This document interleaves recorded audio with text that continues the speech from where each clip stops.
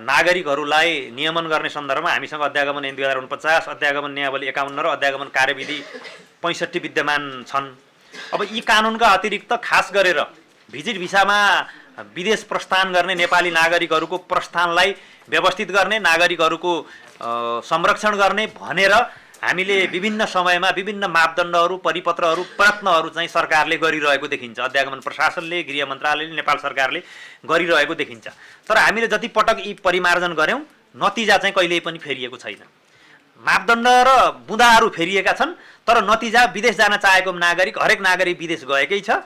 फरक त्यति हो, पहिलोचोटिमा गएको छ, एक पटक अपलोड भएर गएको छ, दुई पटक अपलोड भएर गएको छ, तीन पटक अपलोड भएर गएको छ, निशुल्क गएको छ, कुनै बिचौलियासँग संगत गरेर गएको छ, अथवा भारतबाट गएको छ। नतिजा एउटै छ।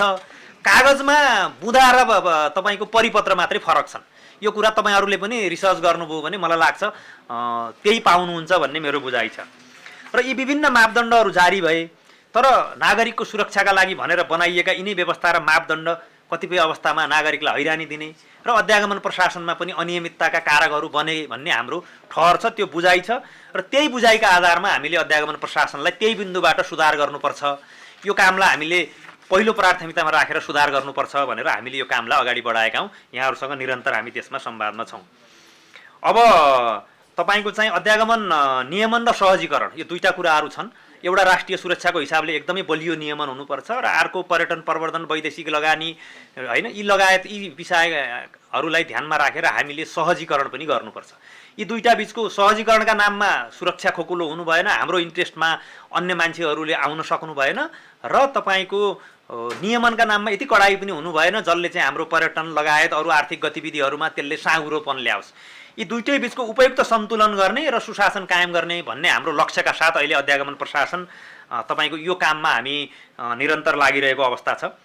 र मैले अघि पनि यहाँहरूलाई भने वैश्विक आवागमनका, विश्वभरि भएका आवागमनका प्रवृत्ति र तिनले सिर्जना गरेका अवसर के हुन्, चुनौती के हुन्, संसारभरिको आवागमनको ट्रेन्ड के हो, हामी कहाँ कसरी पावर शिफ्ट भइरहेछ, ग्लोबल मान्छेहरू के इन्ट्रेस्टमा हामी कहाँ किन आइरहेका छन् अथवा यो रेजिममा किन आउँछन्, त्यसपछि यसबाट हाम्रो पर्यटनले, वैदेशिक लगानी, अरू हिसाबले श्रम आप्रवासनको हिसाबले हाम्रा अपर्च्युनिटीहरू के हुन् र यो सँगसँगै आउने ग्लोबल थ्रेटहरू के हुन् भन्ने कुरालाई मिहिन ढङ्गले हेरेर त्यसका आधारमा पोलिसी इनपुट गर्नुपर्ने अध्यागमन प्रशासन चाहिँ सधैँ यही नेपाली नागरिक कहिले जान्छ, कसले के लेख्छ, किन जान्छ, गएर कहाँ बस्छ, कमाएर ल्याउँछ कि ल्याउँदैन भन्नेमा मात्रै रुमल लिनु परेको अवस्था छ। यसबाट बाहिर निक्लिनुपर्छ भन्ने हाम्रो ठम्याइ हो।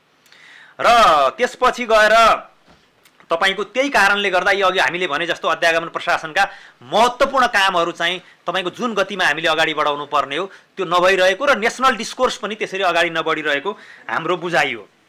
त्यो कारण अर्को कुरा चाहिँ हामीले जे कागज माग्यौं त्यो कागज भेरिफाई गर्न नसकिने कागजहरू पनि भएछन्। जुन कागज माग्यौं त्यो त भेरिफाई गर्न सक्न पर्यो।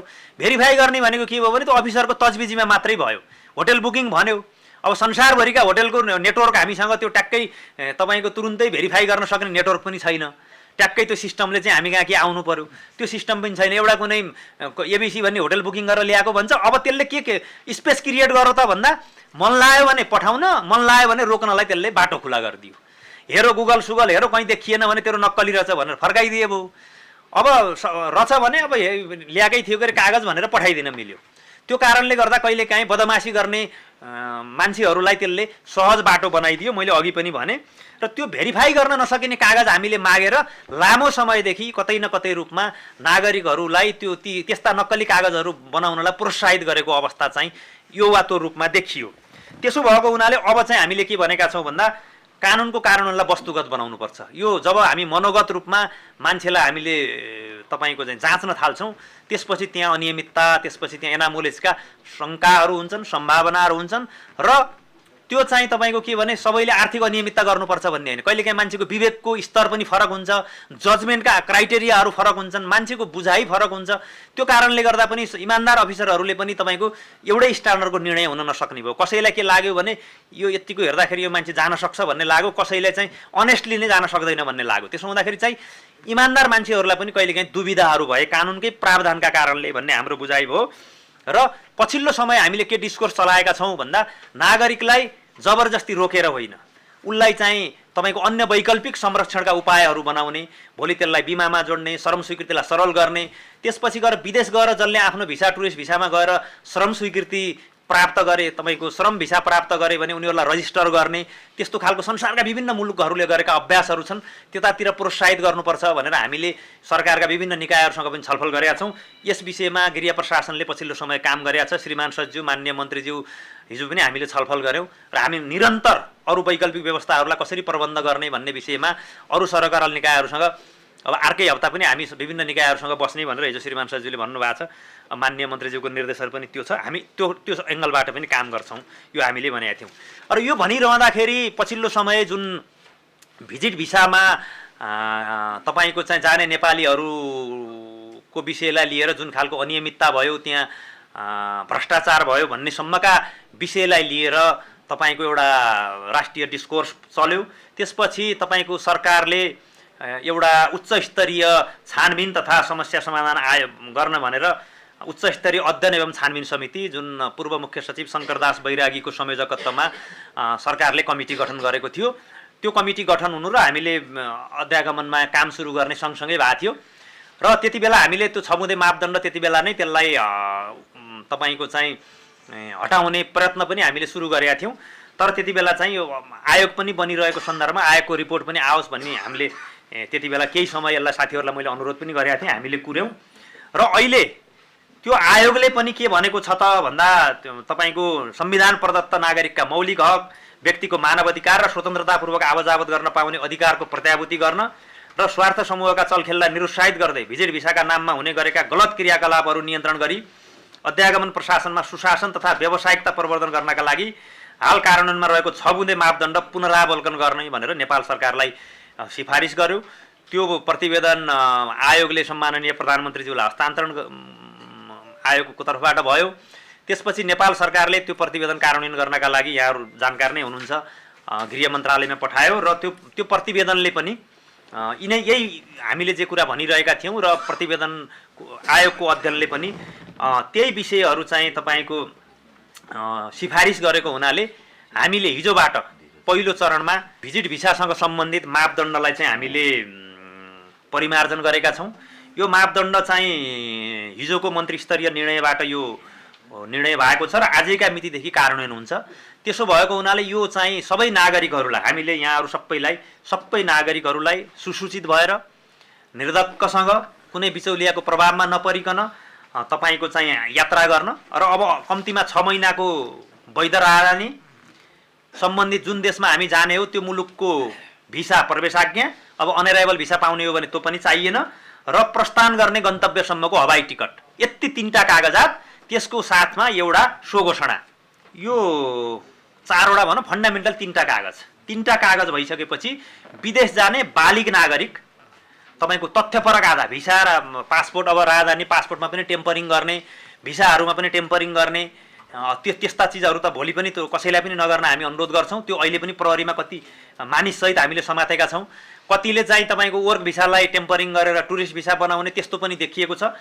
नक्कली कागजात केही पनि नबनाउनुहोस् र सक्कली कागजात भिसा र राजधानी तपाईँको जाने मुलुकको गन्तव्यसम्मको टिकट भइसकेपछि अध्यागमन विभागले कसैको पनि हैसियत हेरेर अध्यागमन प्रशासनले तपाईँको कुनै पनि नेपाली नागरिकलाई तपाईँको चाहिँ विदेश जाने कुरा, उसको स्वविवेकको निर्णयलाई, उसको मानव अधिकारलाई हामी उसको आर्थिक अवस्थाका आधारमा, उसको लवाइका आधारमा, उसको रङको आधारमा हामी विभेद गर्न हुँदैन भन्ने कुरामा राज्य क्लियर छ। र फेरि हामीले 20 वर्षसम्म यसरी विभेद गरेर अथवा यसरी जजमेन्ट गरेर कुनै पनि नागरिकलाई हामीले यहाँ स्वावलम्बी बनाएको, यहाँ रोकेको भन्ने पनि कुनै नतिजा तथ्यले देखिँदैन। त्यो विषय कहीँ छ भने हामी फेरि पनि करेक्सन गर्न सक्छौँ। यहाँहरूलाई पनि खोजिदिन मैले अनुरोध गर्छु।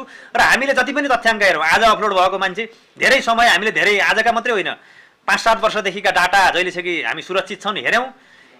कुनै बेला मैले आफैले पनि अध्ययन गरेका थिएँ। तपाईँको एकचोटिको तपाईँको चाहिँ 3 महिनाका बिचमा अपलोड भएका 900 समथिङ जनाको मैले एकचोटि डेटा आफै बसेर हेरेको, तपाईँको 3 जना मात्रै नगएको देखिएको थियो। त्यसको आफ्टर 4 मन्थ्स भनेपछि त्यो अपलोड भयो, आज अपलोड भयो। अनि इन्ट्रेस्टिङ कुरा के छ भने हामी आइसकेपछि पनि कोही पत्रकार साथीहरूले साँच्चीकै तपाईँको जेन्युन इन्फर्मेसन पनि दिनुभयो, खास गरेर वैदेशिक रोजगारको क्षेत्रमा। तर इन्ट्रेस्टिङ कुरा के भयो भने यी मान्छेहरू, आज यी 20 जना महिलाहरू चाहिँ तपाईँको कुवेत जाने हुन्, जाँदाखेरि फलाना देशको भिसा लिएर जाँदैछु भनेर आएका छन् तपाईँ कहाँ भन्नुभयो। हामीले साँच्चीकै खोज्न लायौँ, हाकिम साहब आफै बसेर खोज्नुभयो, फेला झोला पनि हेऱ्यौँ हामीले कोही कोहीलाई नागरिकलाई भनेर साँच्चीकै त्यो गर्नुपर्ने हो कि थाहा छैन। कुवेतको भिसा पनि भेटियो, हामीले अपलोड गऱ्यौँ। भिजा अन्त कुनै देशको 2टा देशको भिसा हुने त अपराध त होइन। अजरबैजान अथवा अन्त कोही भिजिटमा जान्छु भनेको मान्छेसँग झोलामा भिजा नि भेटियो। अब त्यसपछि हामीले फर्काइदियौँ। फर्काएपछि त्यो रिपोर्ट गर्ने साथीले पनि बिर्सिनु भयो, उहाँले कहीँ भन्नुभयो। आखिरमा एन्ड रिजल्ट हेर्नु पऱ्यो नि भनेपछि अनि फेरि मैले त्यो दिन रोकियो, रोकाइस त दिनदिनै कहीँ राख्न त सकिँदैन अब मान्छेको। अनि त्यसपछि मैले 5-7 दिनपछि हेरेको त सबै गइसकेछन् फेरि। भनेपछि अब कागज लिए गए, अब त्यो भिसा देखाएनन् भनेपछि त आखिरमा तिनको के भयो त भन्दा ती गरिबका उहरूको चाहिँ भयो त के त भन्दा तपाईँको चाहिँ पहिला जाने ट्राभल कस्ट मात्रै बढ्यो। भनेपछि त आखिरमा ती मान्छेले दुःख मात्रै पाए। त हामीले तिनको संरक्षण गर्ने नाममा जे रिपोर्ट ल्याउँछौँ, जे भन्छौँ, आखिरमा अल्टिमेटली पाउने तिनले दुःख। अनि त्यसपछि गएर र कहिलेकाहीँ यस्ता इन्फर्मेसनहरू चाहिँ यो अलिकति चाहिँ अध्यागमनमा अलिकति मान्छे रोकिदियो भने यता कस्ट बढाउन पाइन्छ भनेर रोकाउने पनि प्रयत्न हुँदो रहेछ, कहिलेकाहीँ लेखाउने प्रयत्न पनि हुँदो रहेछ। साथीहरूलाई मैले यो अनेस्टली भनेको, अध्यागमनले अलिअलि मान्छे फर्काइदियो भने यी ट्राभल एजेन्सी कति सबैलाई भने होइन मैले, इथिकल व्यवसाय गर्नेलाई हाम्रो सधैँ समर्थनै छ। त्यहाँ मान्छे फर्काउँछ भनेपछि मान्छे यता पनि अलि बढी पैसा तिर्न, म कसरी नफर्काउँ बरु म अलि पैसा दिन्छु भन्न जाँदो रहेछ। त्यसमा अध्यागमनले फर्काइदिइराहोस् भन्ने, मान्छे चाहिँ त्यहाँ रोकिराख्ने त्यो विवेक प्रयोग गरिराखोस् भन्ने एक थरीहरूको त्यो प्रयत्न पनि देखिन्छ, त्यसरी प्रभाव पार्न। तर हामी के कुरामा क्लियर छौँ भने आजका मितिमा नागरिकलाई त्यसरी रोकेर तपाईँको चाहिँ गर्नु हुँदैन भन्ने कुरामा राज्य क्लियर छ।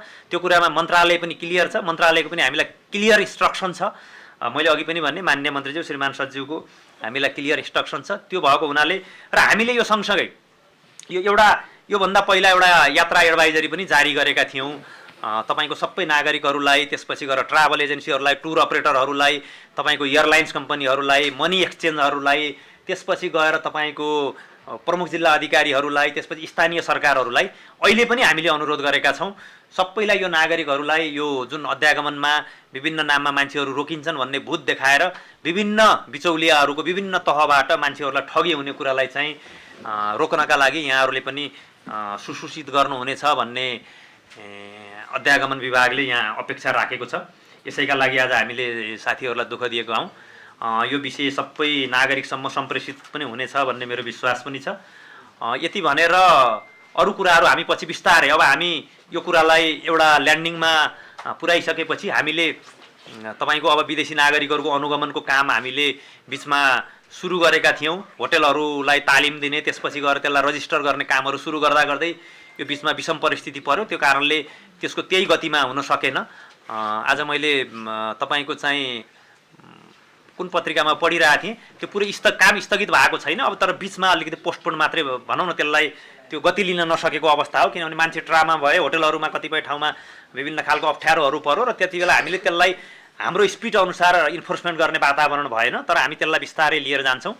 र यो बिचमा यहाँहरू सबैलाई मेरो अनुरोध के पनि छ भने हामीले कतिपय ठाउँमा कतिपय विदेशीहरू हाम्रो इन्ट्रेस्ट विपरीत यहाँ लामो समय काम गर्ने, एउटै मान्छेले लगानी नल्याइकन बिजनेस भिसा भनेर छ तपाईँको 5-7 वर्षसम्म लगिराख्ने, त्यो कामहरूलाई पनि हामीले अहिले निरुत्साहित गरेका छौँ। यहाँहरूबाट त्यस्तो खालको कुनै सूचनाहरू जानकारी भयो भने हामीलाई, किनभने यहाँहरू जस्तैको जानकारीले हामीले एकै महिनामा तपाईँको चाहिँ 7-8 जना एकदमै गम्भीर खालको तपाईँको कसुरमा संलग्न भएका विदेशीहरूलाई हामीले तपाईँहरू जस्तै साथीभाइको इन्फर्मेसनका आधारमा हामीले नियन्त्रणमा लिएर निकाला पनि गरेको यहाँहरूलाई जानकारी छँदैछ।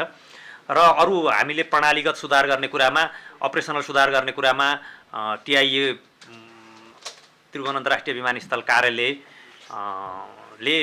त्यहाँभित्र भएका एजेन्सीहरूसँग समन्वय गर्ने र त्यहाँ विभिन्न खालका तपाईँको अपरेसन लेभलमा सानो कुरा, तर तपाईँको कस्तो भने एयरलाइन्सहरूले तपाईँको चाहिँ सेटिङ गर्ने अनि अध्यागमनमा प्रेसर क्रिएट गर्नलाई ठ्याक्क 15 मिनट बाँकी भएपछि वाल्ल हुल पठाउने, त्यस्तोसम्मको तपाईँको त्यो खालको अवस्था थियो। त्यसलाई कन्ट्रोल गर्ने हिसाबले चाहिँ परिपत्रहरू गर्ने, उहाँहरूसँग संवाद गर्ने काम त्यहाँ कार्यालयहरूबाट पनि भइरहेको छ। र आजको चाहिँ विशेष सन्दर्भ चाहिँ आजको कुरा चाहिँ यो भिजिट भिसाको जुन एक खालको लामो समयदेखिको डिस्कोर्स थियो, त्यसलाई यो बिन्दुबाट अन्त्य गर्नुपर्छ र नागरिकहरूलाई चाहिँ संरक्षण गर्ने अरू वैकल्पिक उपायहरू खोजी गर्नुपर्छ भन्ने हिसाबमा सरकार पुगेको अवस्था छ। र त्यसलाई हामी अन्य छलफलहरू अरू सरकारवाला निकायहरूसँग बिस्तारै गर्दै पनि जानेछौँ।